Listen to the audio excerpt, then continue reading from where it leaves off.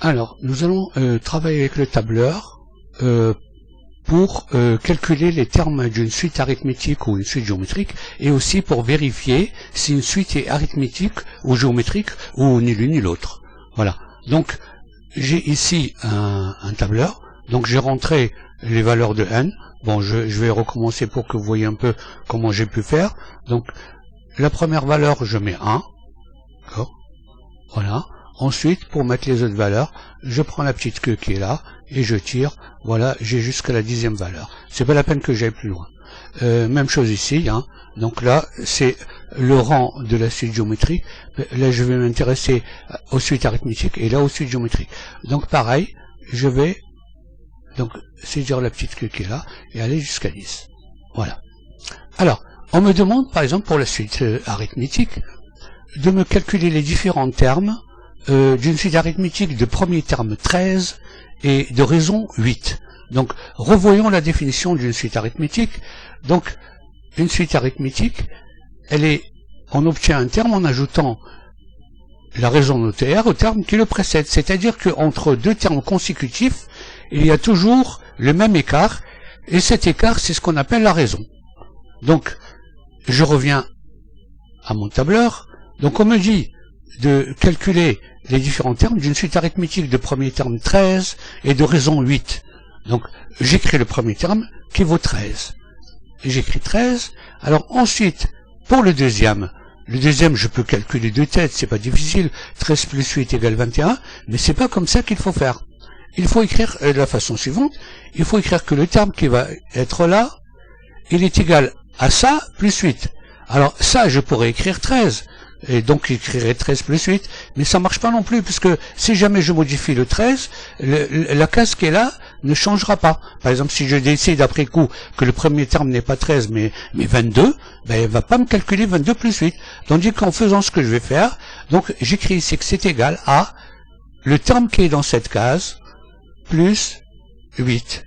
Voilà, je fais ça, et voilà, il m'a calculé. Et je suis obligé de faire de cette façon-là, parce que je vais pas refaire la même chose ici. Je vais prendre la petite queue qui est là, et le tableur qui est intelligent, disons, il sait ce que je vais faire. Il sait que je répète le processus qui a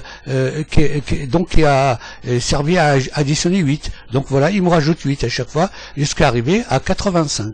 Voilà. Maintenant, nous allons essayer de voir pour une suite géométrique. Alors par exemple, supposons qu'on me demande de calculer les différents termes d'une suite géométrique dont le premier terme vaudrait 3 et dont la raison vaut 2. Alors, revoyons un peu la définition de la suite géométrique. Donc, la suite géométrique, la voici. Dans une géométrie, on obtient un terme en multipliant le précédent par une valeur notée Q. Donc, c'est-à-dire que le deuxième terme sera égal au premier fois Q, le troisième fois le deuxième fois Q, etc. Donc ça, c'est la formule générale. Donc, je reviens ici. Donc, on me dit que le premier terme vaut 3. Eh bien, j'écris 3. On m'a dit que la raison vaut 2. Donc là, je vais écrire de la même façon que j'avais fait pour la suite arithmétique, sauf que là, je vais pas ajouter, je vais multiplier. Donc, c'est 3. Donc, j'appuie la case où il y a le 3, et je fais multiplier. Donc, pour faire le multiplier, j'appuie sur la série, et par 2. Donc, j'ai fait ça fois 2. Donc, elle me calcule.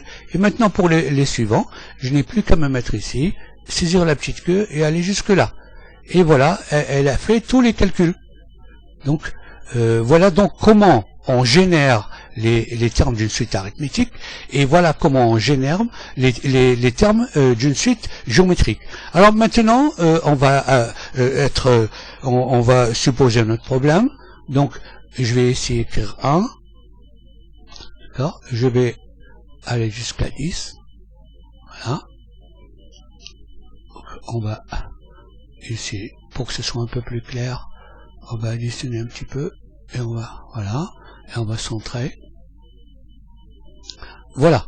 Donc ici, je vais appeler WN la suite qui est là. D'accord.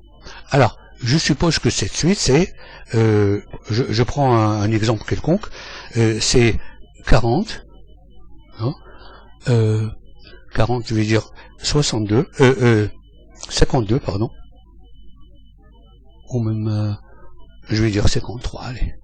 53, 66, 79, 92, et je vais dire 107. Voilà.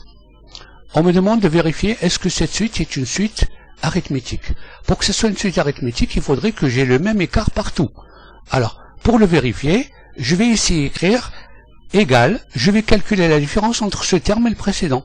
Donc je vais dire celui-ci moins celui-là. Et je fais entrer. Voilà. Il m'a trouvé 13. 53 moins 40, c'est bien égal à 13. Maintenant, je vais continuer pour aller jusqu'au bout. Voilà. 13, 13, 13, 13, 15. Ah!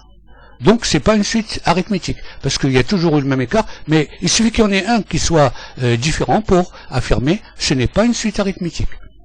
Maintenant, je vais faire une autre suite ici.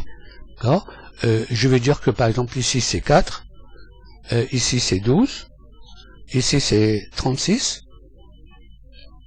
ici c'est 108, et puis ici je vais dire que c'est 326. Voilà. Et donc on me demande, est-ce que je vais continuer même, je vais mettre ici 978. Voilà.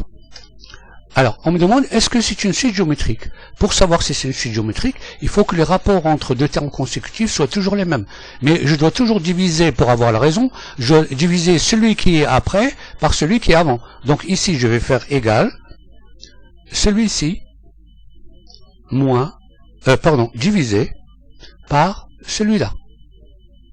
Je regarde comme ça me donne 3. 12 divisé par 4 est bien égal à 3. Et je vais calculer, en prenant un petit peu ici, les autres rapports, les suivants. Alors, j'ai pas bien saisi, je le fais. Voilà. Donc, qu'est-ce qui me calcule? 3,01. Bon, il est différent.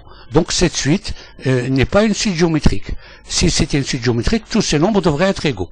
Donc, voilà comment je fais. Alors, donc ici, je sais comment générer une suite arithmétique, je sais comment générer une suite géométrique, je sais comment vérifier si une suite arithmétique, cette suite-là, est-ce qu'elle est arithmétique en calculant les écarts, et je sais calculer si une suite qu'on m'a donnée est géométrique. Pour ça, il suffit que je calcule les rapports. Donc, le tableur le fait pour moi. Voilà.